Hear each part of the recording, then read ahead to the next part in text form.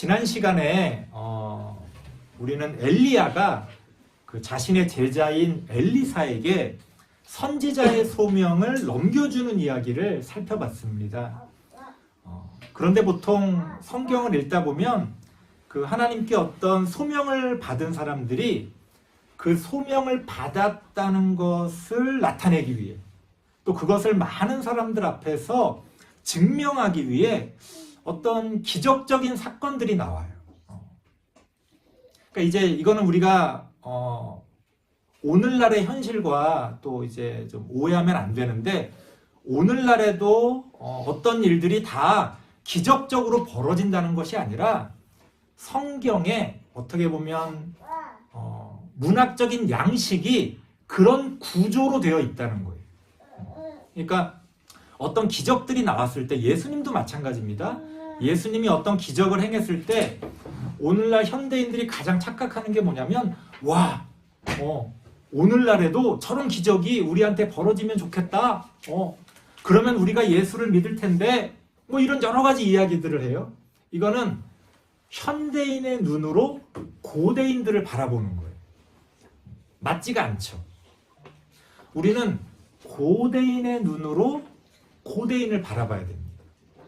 그래서 고대인들, 옛날 사람들의 관점은 어떤 기적이 일어났을 때 우리처럼 와, 기적이다, 와, 신기하다, 이런 게 아니에요.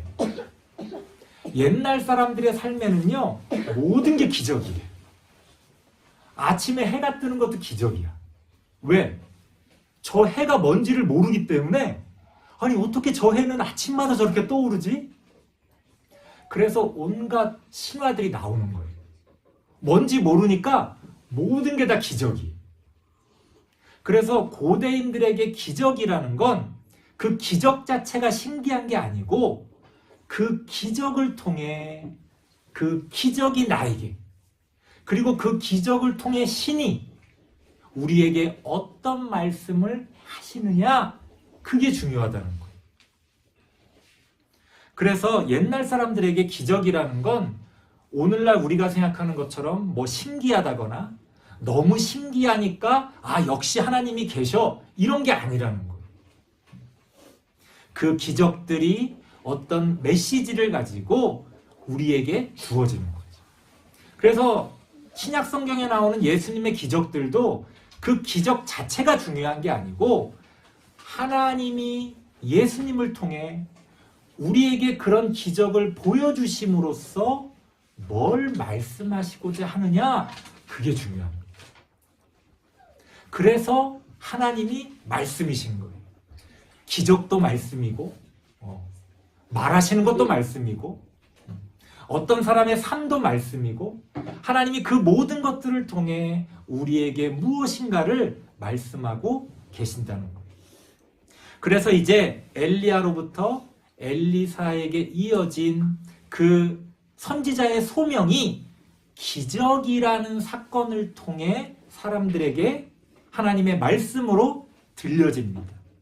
오늘 본문에는 그렇게 엘리사가 하나님이 주신 그 선지자의 소명을 받았다는 것을 나타내기 위해 두 가지 기적이 기록되어져 있습니다.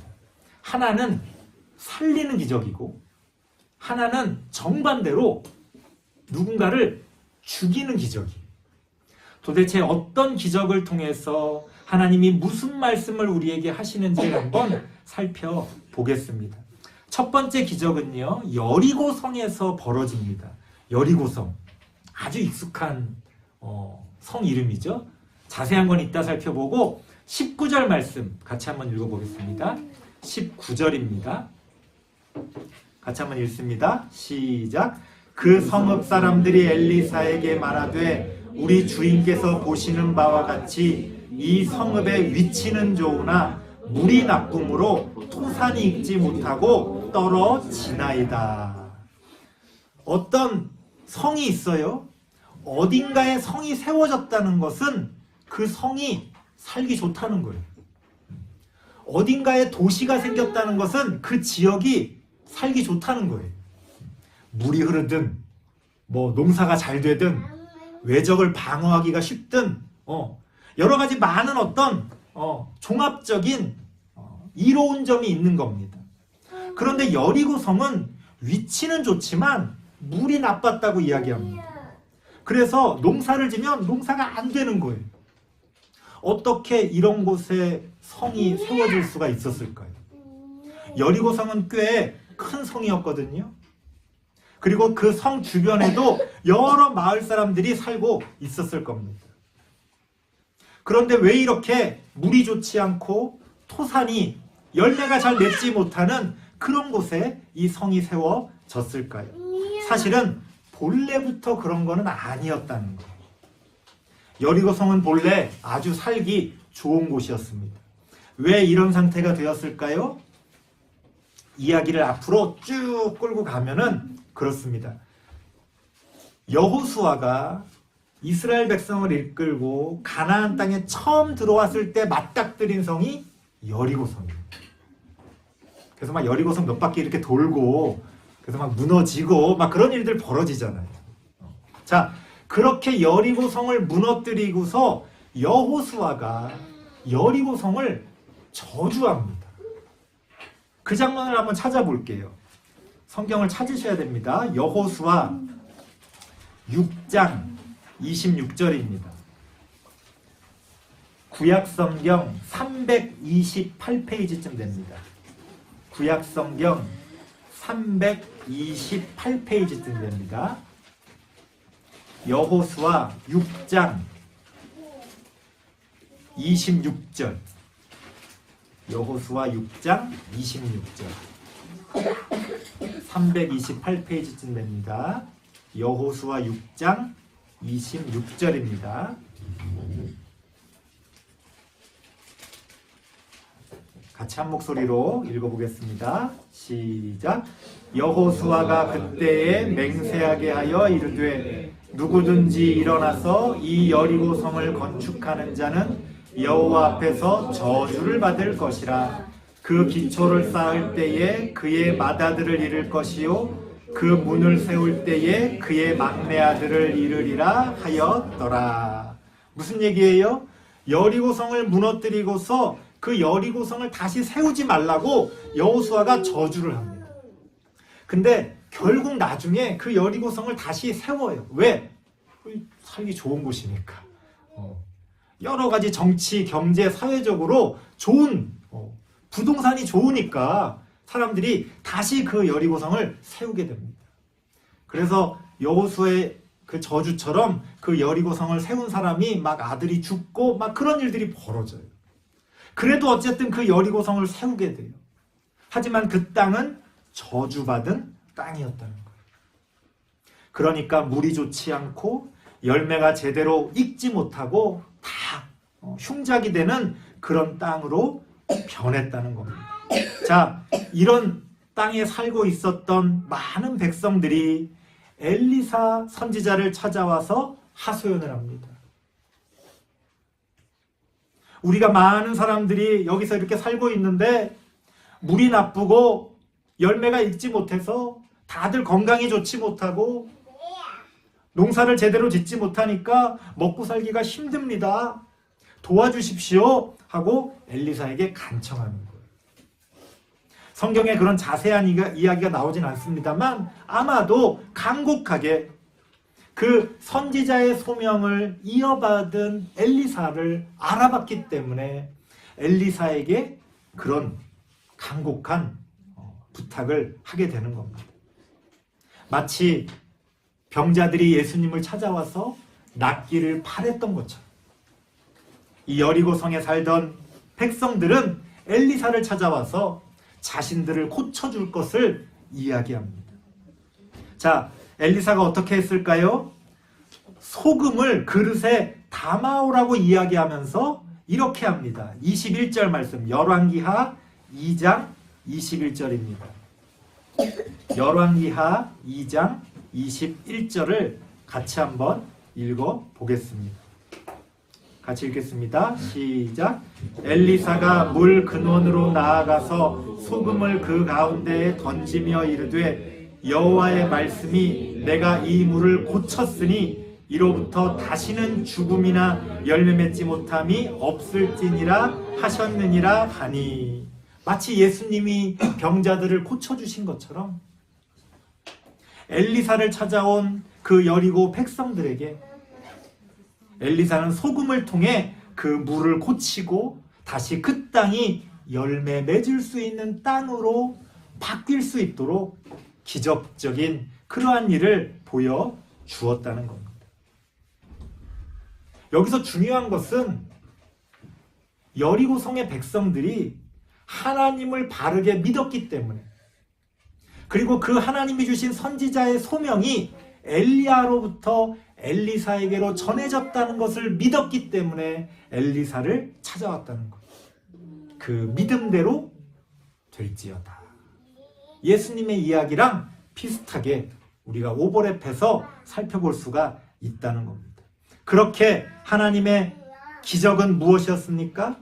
저주받은 땅을 살리고 그 저주 아래에서 고통받는 사람들을 살리는 그런 기적이었다는 거예요. 자, 이제 엘리사의 두 번째 기적이 이어집니다. 사실 이 두 번째 기적이 좀 우리가 받아들이기 어려운데요. 한번 살펴보겠습니다. 화면에는 없습니다만 성경을 찾아보셔야 될 것 같아요. 열왕기하 2장 23절, 24절, 23절, 24절 두 구절을 한번 읽어보도록 하겠습니다.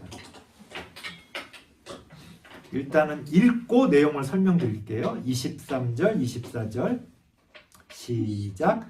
엘리사가 거기서 베델로 올라가더니 그가 길에서 올라갈 때에 작은 아이들이 성읍에서 나와 그를 조롱하여 이르되 대머리여 올라가라 대머리여 올라가라 하는지라.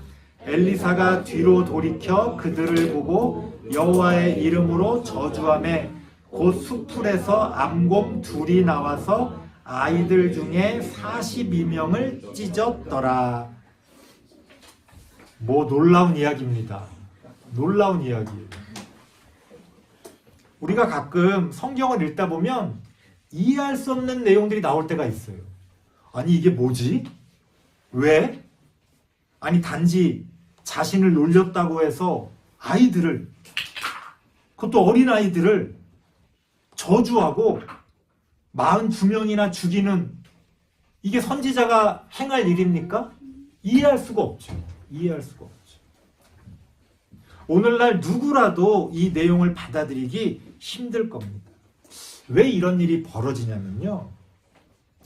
구약 성경을 원어로 읽어보면요. 굉장히 재밌습니다. 어떤 게 재밌냐면 그 문체가 재밌어요. 그러니까 우리는 이렇게 한글로 예쁘게 번역을 해서 이게 마치 무슨 어떤 막 이야기책처럼 이게 얘기가 쫙 이어지잖아요. 근데 그 히브리어 원어를 보면요. 굉장히 투박하고, 옛날 언어니까 굉장히 투박하고 불친절해요. 설명이 없어요. 그가 갔다. 누가 놀렸다. 그래서 화났다. 그래서 죽였다. 뭐 이런 식이에요.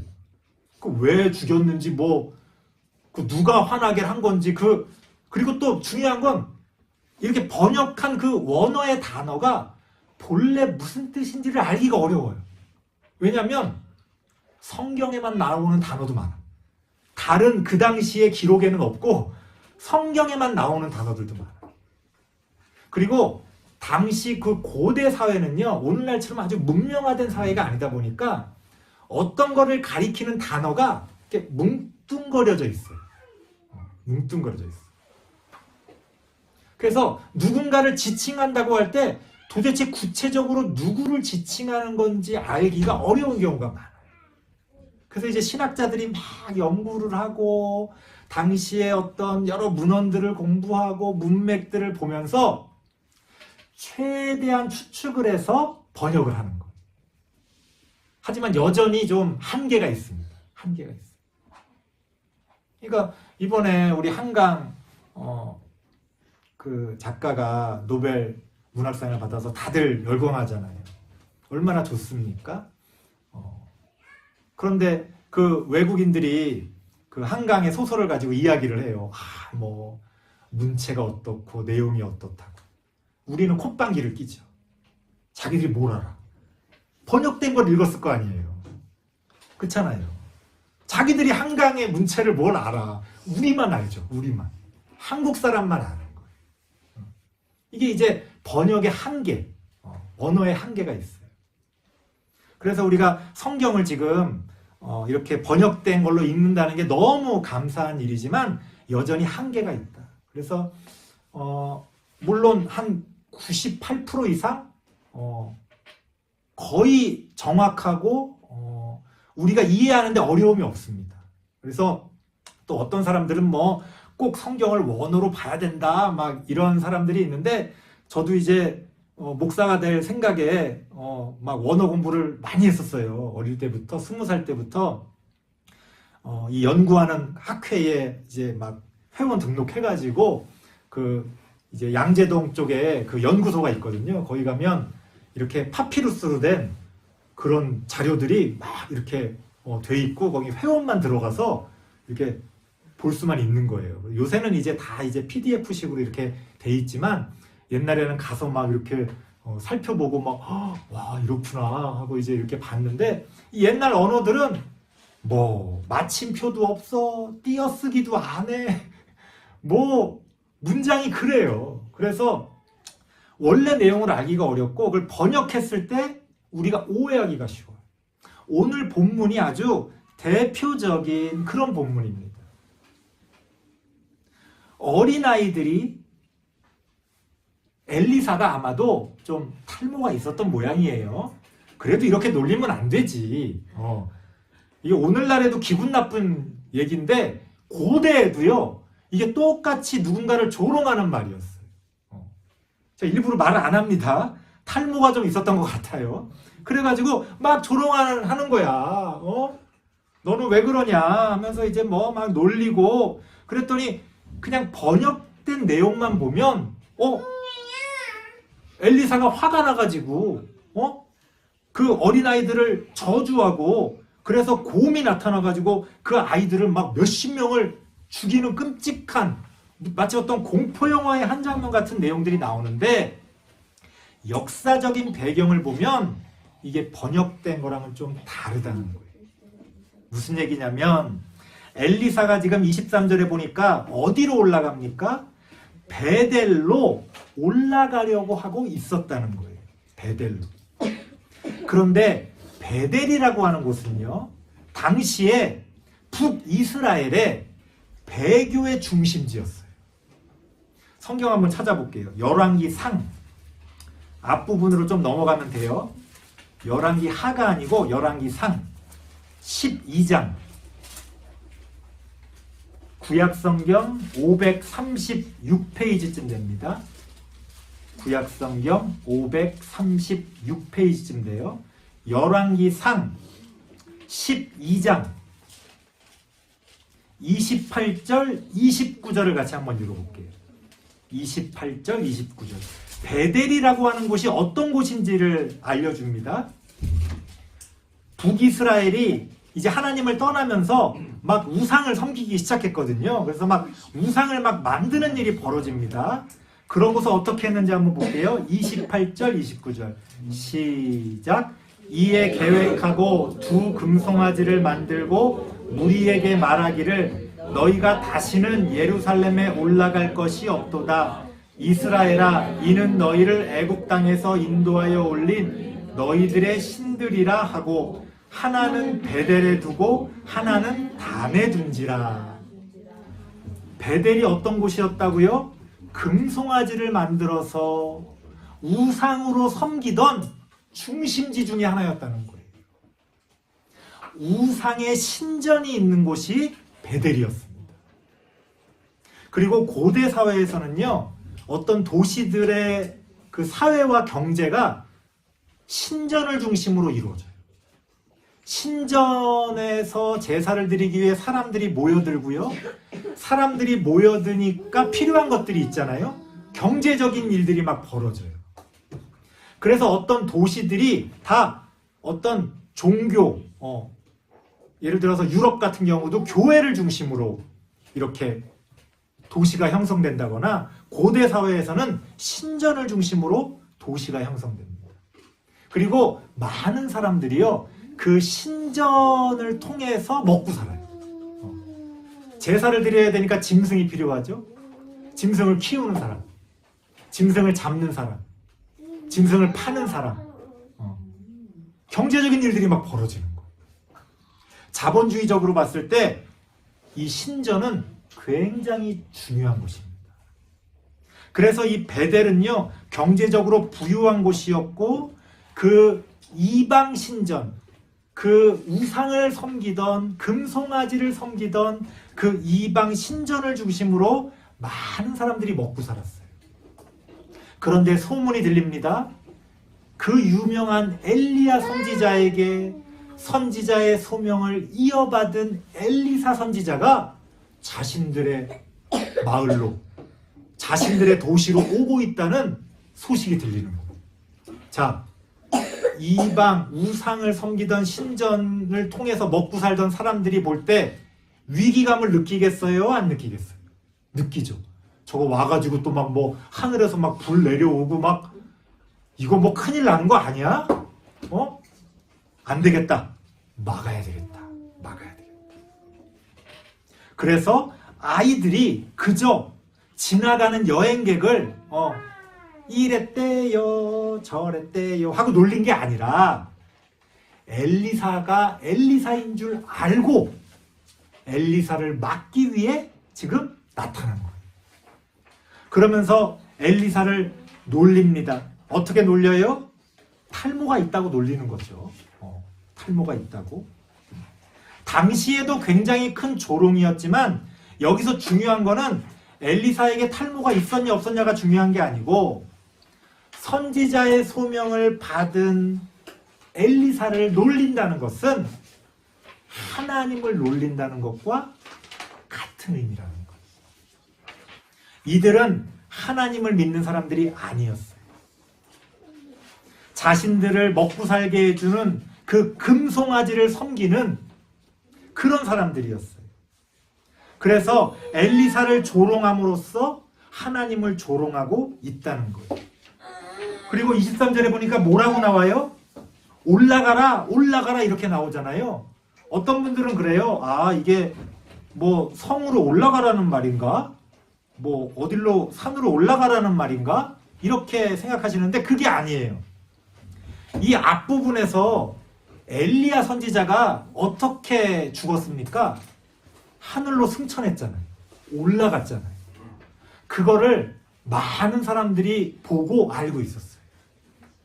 그러니까 엘리사에게 올라가라, 올라가라 이러는 건 야, 너도 네 스승인 엘리야처럼 승천해라. 무슨 말이에요? 죽어라. 죽어라. 죽으라는 말이에요. 뭐 죽진 않더라도 최소한 우리 눈앞에서 사라져라. 좀 심하게 말하면 꺼져라. 그러니까 만약 이 23절 말씀을 저한테 번역하라고 말하면 직역하면 올라가라가 맞아요. 근데 의역하면 무슨 뜻이에요? 꺼져라. 왜 우리 도시로 들어오려고 그러냐? 제가 번역하면 이렇게 번역할 것 같아요. 야, 이 재수 없는 놈아, 꺼져라. 근데 이제 직역을 하니까 이렇게 되는 건데 의역하면 야, 이 재수 없는 놈아, 지금 우리 경제적인 것들을 지금 해치려고 그래? 야, 꺼져. 지금 그렇게 이야기하고 있는 겁니다. 근데 아무리 그래도 어린아이들인데, 아무리 그래도 어린아이들을 죽이는 거는 좀 아니지 않나요? 이렇게 생각할 수 있잖아요. 근데 번역을 이게 아이들이라고 번역을 하긴 했어요. 근데 이 아이들이라고 번역한 원어를 보면 그 원어가 쓰여진 그 용례를 보면 12살한테도 그 단어를 쓰고 30살한테도 그 단어를 써요. 그러니까 여기서 말하는 아이들이 원어의 그 의미는 12세에서 30세에 이르는 사람을 다 지칭하는 말이에요. 물론 나이 든 사람이 보면 다 애들이지. 우리도 그렇잖아요. 나이 든 분이 보면 다 애들이라고 그러잖아요. 그러니까 이게 문맥에 따라 완전히 달라져요. 예를 들어서 우리말을 어떤 시어머님이 며느리한테 아가야 이랬어.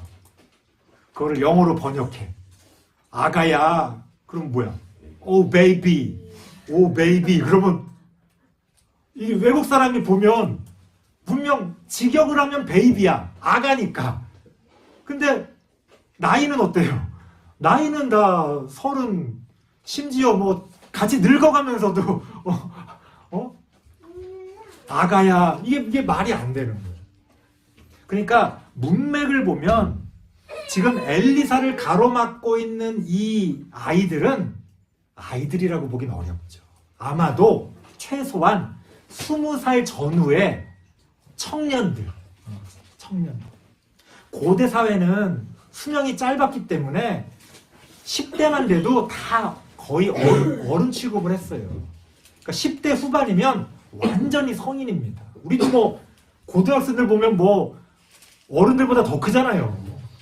그러니까 여기서 나오는 아이들이 무슨 철없는 그런 아이들이 아니라 의도를 가지고 엘리사를 막기 위해 그 신전 사람들이 보낸 아주 덩치 크고 아마도 제 생각에 문신도 좀 하고 머리는 깍두기 이런 친구들이 지금 엘리사에게 시비를 걸면서 막기 위해 나타났다는 거예요. 그러면서 하나님을 조롱하고 엘리사를 조롱하고 꺼지라고 하고 나가 죽으라고 이야기하고 있는 거예요. 그런 자들에 대해서 엘리사는 그저 하나님의 이름으로 저주를 한 거예요. 엘리사가 죽인 게 아니에요. 너희들이 지금 하나님을 조롱하냐? 하나님의 선지자가 지금 올라가는 것을 막느냐? 저주를 했을 뿐인데 하나님께서 곰을 보내셔서 그들을 죽이신 거지. 그래서 결국에는 엘리사의 두 번째 기적은 이렇게 저주하고 죽이는 기적이었다는 것. 이처럼 하나님의 기적은요, 살리기도 하고 죽이기도 해요. 설교를 마치겠습니다. 기독교 신앙을 가지게 되면 많은 사람들이 어떤 기적을 바랍니다. 그렇죠? 하지만 기적이 좋은 것만은 아니에요. 살리는 기적도 있지만 죽이는 기적도 있어요. 우리에게 복이 되기도 하지만 때로는 화가 되기도 합니다. 기적이라는 거는요, 하나님이 필요하실 때 하나님이 행하시는 하나님의 역사 가운데 하나일 뿐입니다. 우리가 바란다고 해서 되는 것도 아니고 그것이 된다고 해서 우리에게 좋기만 하는 것도 아니에요. 어제 국회에서 대통령 탄핵이 가결됐죠. 아마 만약 2주 전에 누군가가 나에게 야, 2주 후에 그런 일이 있을 거야 라고 말했다면 미쳤냐? 꿈꾸냐? 그랬을 것 같아요. 상상도 못하는 일이 벌어진 거잖아요. 한 열흘 전, 2주 전에는 아무도 상상하지 못했던 일이 지금 벌어진 거예요. 그야말로 기적 같은 일이 벌어졌죠. 기적 같은 일. 상상하지 못할 일이 벌어졌으니까 기적이잖아요. 그런데 중요한 것은요, 그 기적 같은 일이 누구에게는 복이 되지만 누구에게는 화가 된다는 거예요. 어제 기적 같은 일이 벌어졌습니다. 누구는 좋다고 하고 누구는 싫다고 해요. 그렇죠? 사실 하나님의 기적은 그렇습니다. 우리는 굉장히 자기 중심으로 하나님이 나를 위해 어떤 기적을 행하시면 그게 다 나에게 좋을 거라고 생각하지만 하나님의 역사는 그렇게 이루어지질 않아요. 하나님은 우리 모두를 바라보시면서 일을 하시지 나만 바라보고 일을 하시는 게 아니거든요. 그러니까 우리가 하나님께 뭘 바랄 때도 하나님 나한테 뭐 해주세요? 뭐 해주세요? 이거는 넌센스예요. 그런 일은 벌어지지도 않지만 벌어지더라도 그게 정말 나한테 좋은 건지는 두고 봐야지 않아요. 자, 어제 어떤 기적 같은 일이 벌어졌습니다. 누구에게는 복이 되는데 누구에게는 화가 된다는 거예요. 똑같은 일이. 왜 그런 일이 벌어집니까? 내가 서 있는 자리에 따라, 내가 바라는 것에 따라 복이 되기도 하고 화가 되기도 하는 거예요. 똑같은 일이.